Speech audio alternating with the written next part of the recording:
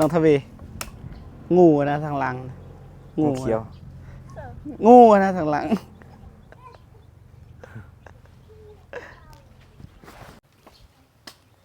นับบ้างนับเป็นใช่ป่ะบ่สันนับแบบหนึ่งนะแบบแบบ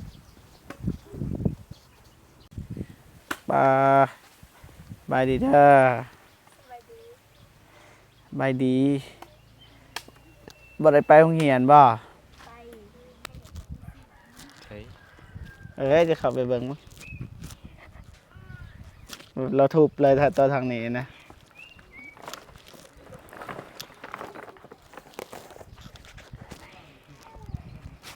เห็นปะ กลิ่นหอมนี่แหละมาซื้อให้ใหม่15,500,000คือการกับน้องโบเลยราคาสำคัญรุ่นเดียวพระเฒ่าเอ้ยหมูเกียมแล้วก็ได้ที่บัด เกี่ยมไปทาบ่ อันนี้แหละ โหเรากำลังกุมขมับอยู่ จากไหนสิ เอาเขาก็เนี่ยเขาแบบว่าเขายอมรับความจริงนะ ยอมรับได้แล้ว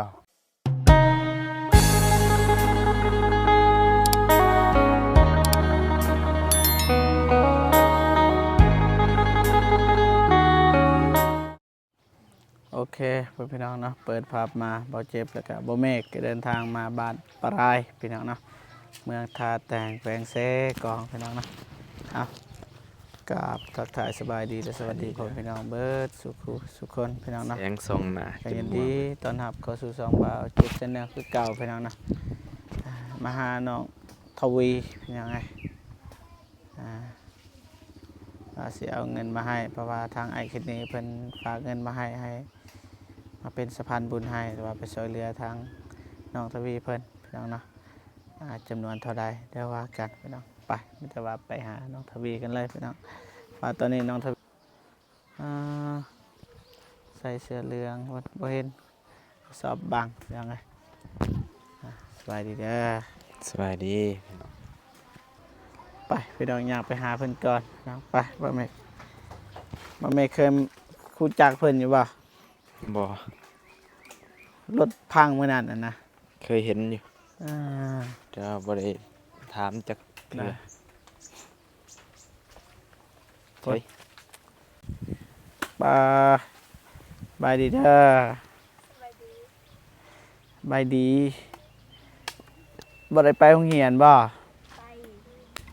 ไปแต่มาบ่แม่เคยบ่ปลูกนี่ เคยอยู่ เคยบ่คือว่าแต่ปลูกกาแฟ เคยปลูกเทื่อมันสำปะหลัง ตัดลำมันเป็นยังไงเดี๋ยวสิให้บ่เมกไปเบิ่งของแปลกกันหน่อย งานของ ของแปลกนะจะน้อยห้องน้ำแล้วเลยเบิดเท่านี้บ่ห้องน้ แมน ำเด้อผักอาจารย์มาติไซนี่ ของเขา ฮะ ของเขา โอ้บัดน้องทวีใส่ห้องน้ำตัวใด ใส่ห้องน้ำนี่ ตัวนี้คือกันบ่ แมน บ่เมนบ่ บ่ฮู้ เพราะว่าเราทุบเราจอดแล้วบ่เราทุบ ยัง แบบมันเป็นนั่นเลยนะบ่เมกเลยมันเป็นหูจองปองเลย นี่ห้องน้ำมันนี่บอลนั่งแบบตั้งถ่ายนะมันเป็นหูลงลุมเลยตัวน้ำเราทุบออกเราคือว่ามันน้ำมันขาวหดเท่าไรก็บ่เต็มอย่างถือแบบมันเต็มมันนะไปปลูกอยู่ไส พูดคุยเจ้า ตอนแรงไปบ่ตอนแรง แมนทำเอาไม้สังไผ่ ใช้ไม้สังไผ ตัวนี้นี่ แมน อ๋อ ตัดแล้ว ไปให้อาจารย์ แมน อาจารย์เราเสร็จยัง อัดประตู อ๋อต่อไปว่าอัดประตูไว้เพราะว่าปิดเทอมปิดภาคเรียนยังไง แมน ก็อยากให้สัตว์ซาวาสิ่งหรือว่าคนเขาไปลิ้นตอกใบพี่น้องนานๆห้องน้ำนี่คือบ่ซื้ออันนี้บ่ซื้อมาใส่น้องทวีฮะ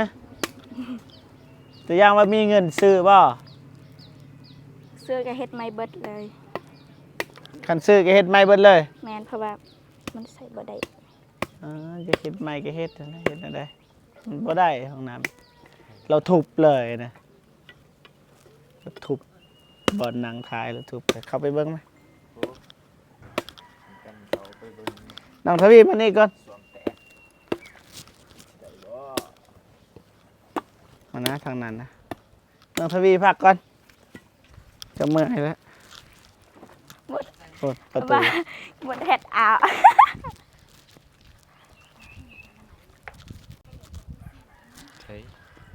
ใช่ จะเข้าไปเบิ่งมั้งเราทุบเลยถ้าตัวทางนี้นะ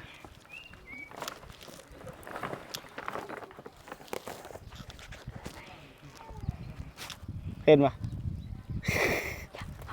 กลิ่นหอม ไว้ละ หอมขนาด ผิดระบบ ติดระบบเลยพอประเทศนี่บะเมกพุ่น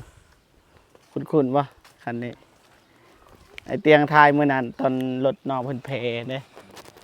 น้องเพิ่นเพจูงรถเข้าหานเด้ทีมงานเขาแปลกให้นี่แหละมาซื้อให้ใหม่15,500,000คือกันกับน้องโบเลยราคาสำคัญรุ่นเดียว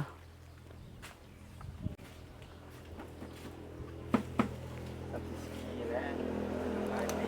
โอ้หลายปีขี่คนเดียวคันวัยรุ่นขี่นี่โอ้บ่ฮอดปีหนึ่งบุป่าบุดงอันนี้เที่ยวไปโรงเรียนซื้อได้อยู่ เสียงเรียบร้อยเบิดเลย แมน ห้องใดเลย มสาม ปีหน้าม สี่ มาเสียโอเคคิดว่าได้ว่าเสียงใส่หมูเจ้าขี่รถดำกัน พุ่นเลยสมบัติยาน เอิญเบิ้งมานี่เบิ้งอยากเห็นแบบ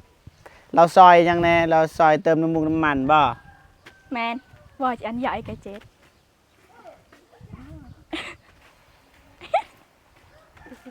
นี่บ่ แมน สบายดีเด้อ นบสบายดีไว้ บ่ดื้อ อายบ่อายเฮ็ดหยังอายบ่เมกบ่อายุซ้ำกันบ่อายุ แมนสำ อ๋ คั อ ญ ยังน้อย รุ่นหลานบ่เจ็บพี่น้องเอ้ยรุ่นหลานเลยใส่เหือนเจ้าบ่ สุกสีได้ปะ สิสุกบ่ สุกสีแต่ สุ ว่าก สี เขาบักเอิญสุก ใส่เหือนพาอายไปเบิ่งเหือนได้บ่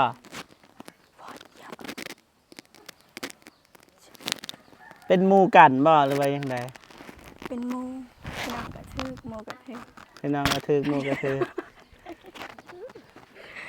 ศพยุงใส่กันนะมันอายบ่เมกบ่คือว่าทำโตวผิดปกติพาไปเบิ่งเฮือนไปเบิ่งเฮือนน้อง เยอะแยะเอาไป อายบ่นี่ห้องน้ำก็ใส่น้ำกัน อายเห็นยัง อย่าเอาไปให้ว่า โอ้ยพ่อเฒ่าสบายดีพ่อเฒ่าสบายเนาะสบาย กินบ่กาแฟ กาแฟ กินแหน่นั่นมี กินแล้วเนาะจะน่าสิให้ร้านซื้อมาให้เด้อ บ่เป็นแนวนี่ จะให้ร้านซื้อให้เด้อจะเอาเงินให้จะหน่อยในให้ร้านจะไปซื้อเด้อจะ กินกาแฟไปเท่าน้องทวงสบายดีเด้อลงมานี่ไป ลงมา มานี่สิถามโดยน้องทวีน้องทวง ใหญ่พรให้กัน พอเท่าบอกให้พ่อนั่นแหละบัดนี้ พ่อเอ้ย อืมว่าบอกให้พ่อนับคลิปเฮา พ่อใส่ปาเต้ แล้วเรายินพรผมยอมยิน สบายดีน้องทวงอู้หน้าตารอเราใหญ่มารอได้ทวงผู้สาวนี่กระหึ่มอืมจะไปทางใดต่อมันนี่ไปโรงเรียนบ่ แมน น้องทวงจะสิไปคือกันบ่ห้องเดียวบ่ครับน้องทวง บอห้องตั้ง ในห้องปหนึ่ง มหนึ่ง มหนึ่ง ขี่น้ำกันบ่แต่ละมือนี่ แมนคิด ขี่รถอันนี้บ่ แมน ขี่ยังไง3 คน ผู้ได้ขับ นี่ครับ ใส่เจ้าของรถบ่ได้ขับเลย ให้เพิ่นขับ เคยล่มอยู่บ่เราขับบ่เคยล่ม บ่เคย ดีนะอ่าไปเฮ็ดหยังบัดนี้เฮ็ดหยังตัดลำมันต่อบ่ มันแมน ได้อ่ะตัดสัตว์บ่กวนแล้วบัดนี้พี่น้อง ไปไหวอะเครือก่อน มาพี่น้องต่อทางนี้อีกพี่น้องให้น้องเพิ่นเฮ็ดเวียกก่อนเอาเจ็บก็บ่อยากกวนน้องเพราะว่าน้องเพิ่นสิไปทำเพียนแต่ว่าตัดตอนนี้ก่อนแล้วก็สิไปน้องเพิ่นว่าเรียนม.3ละปีหน้าม.4ยังดนยังไงใส่จบก็ตามอายุวัยนะพี่น้องขนาดมันจะอายุก็ขึ้นห้องก็สิเพิ่มขึ้นใช้ฮอดอายุ18 ปี18 ปีก็พอดีม.7พูดบ่แม่นไงเบิ่งบ่ของไผหั่นพูด ของพ่อปู่ ของปู่ แม่ พูด เกียมไว้เลยเอาคำว่าเกียมไว้เลยโอ้ยบ่เท่าเอ้ย เพราะว่า คือเฮ็ดจังซี่ มันได้เห็นก่อนนะ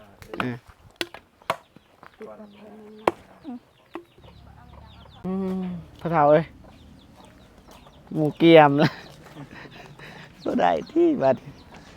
เกี่ยมไปทาบ่ อันนี้แหละ โอ้เรากำลังกุมขมับอยู่จากไหนสิ เอาเขาก็เนี่ยเขาแบบว่าเขายอมรับความจริงอะนะ ยอมรับได้แล้ว นะ ไปเกี่ยมถาไว้เพื่อบัดยำหอดมือมาบัดบ่มีอันเนี่ย อืม มียำมีมาหาได้ก็ซื้อไว้มันนะ ว่า ประมาณนั้นแหละ นี่ เงาะ คือว่าคือทางศาสนาพุทธเนี่ยเขาเจ้าสิเผาหรือว่าจูดนะ เนาะ แต่ว่าทางนี้นี่บ่จูดเด้ ตั้ง ปะเลย เข้าไปปะทางในเลยปูนโอบเลยนี่ โบกไว้ โบกไว้มันก็บ่มีหยังกินมันบ่จักสิออกทางใดนะมันก็เหี่ยวไป พอดีอีก20 ปีบางทีถือก็เปิดไปเบิ่งก็มีเปิดไปเบิ่งก็เหลือแต่โครงกระดูกนั่นแหละ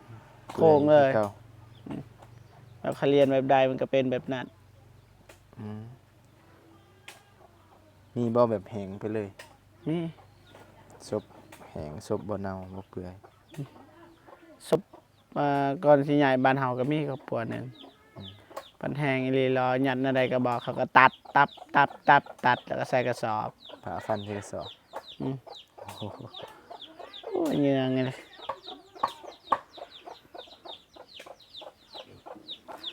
นี่เขาเกียมไว้นะครับ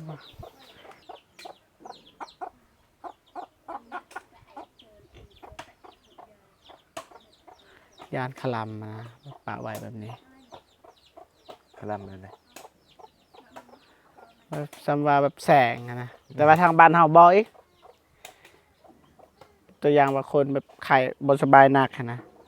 ซื้อตัวนี้อีกแล้วก็บอกว่านี่ๆๆสิเฮ็ดทุกอย่างก็เซาไข้ อืม ตามความเชื่อนะ นี่ก็คือกันบ่จาก มันก็ย่าน ยันไปบ่ ข่อยบ่ทันพร้อม กลับคืนมา เนาะ อันนี้ที่พ่อเฒ่านั่งขบหมอกอยู่ ไปพี่น้องเพิ่นเฮ็ดเวียก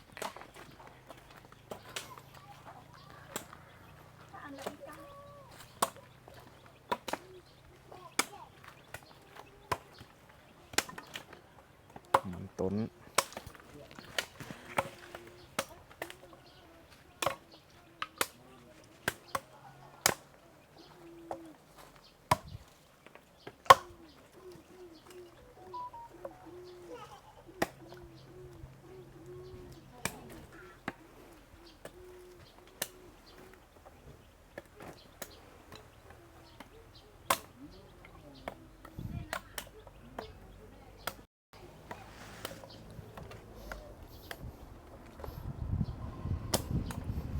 น้องทวีงูนะทางหลัง งูเขียว งูนะทางหลัง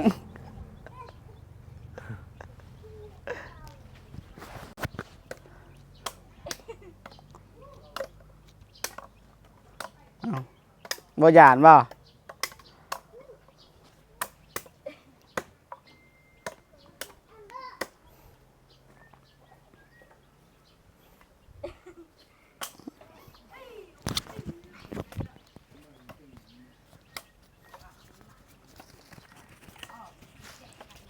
เฮ็ดหยังช่วงนี้น้องทวี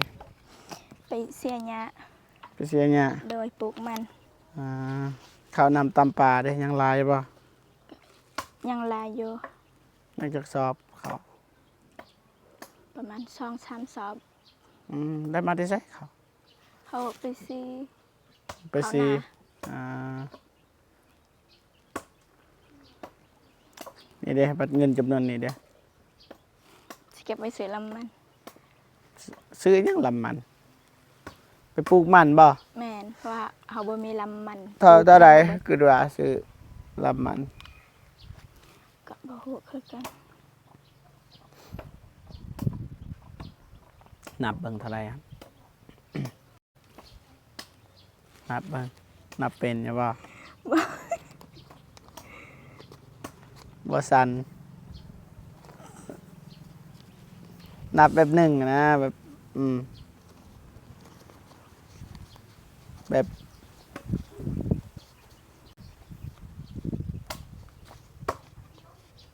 บ่รอดแล้วนับนี่ก็ได้นี่ก็ได้จับแบบนี้นับไปนะมานี่เอา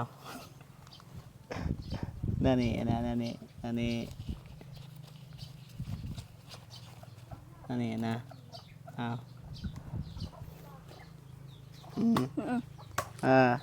หนึ่งต่อโอเวอร์ลอดแหละนับเงินบ่เป็นบ่แม่เอ้ย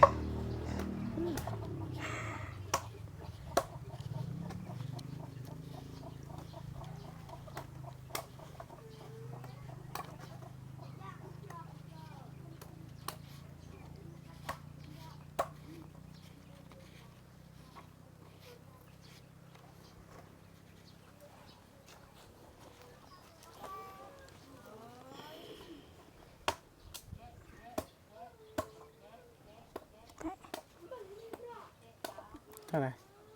บ่เจอก็อันละได้โอเคเฮียน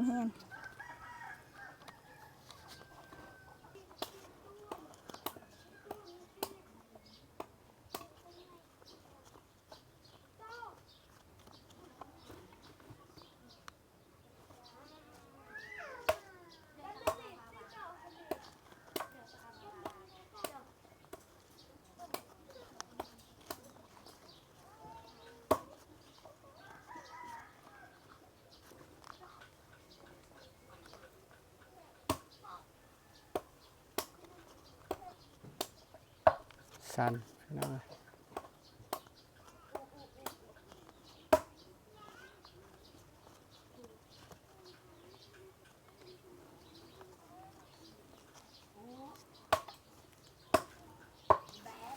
ท่าใด 3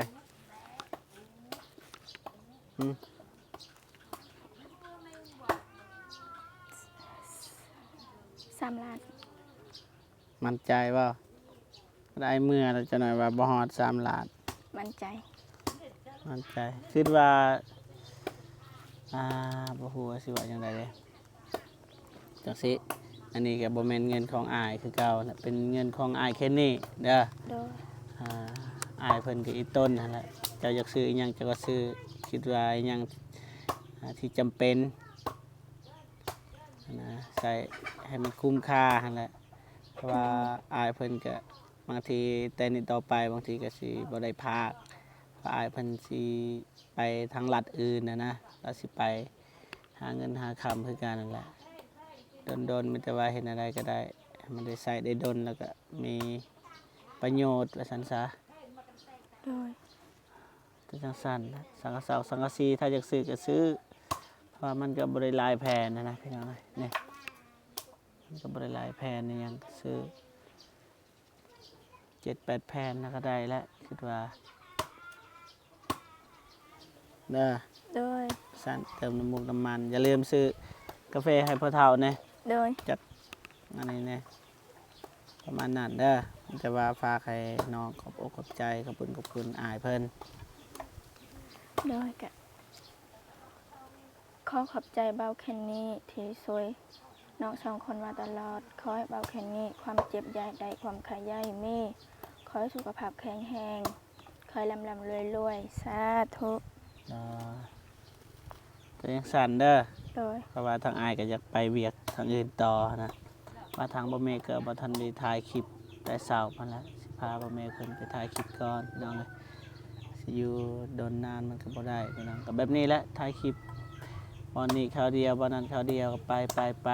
บ่ได้พักบ่ได้เช้าคือกันพี่น้องเอ้ยเด้อ โดย มาขอบใจหลายๆเด้อทางนั้นเด้อ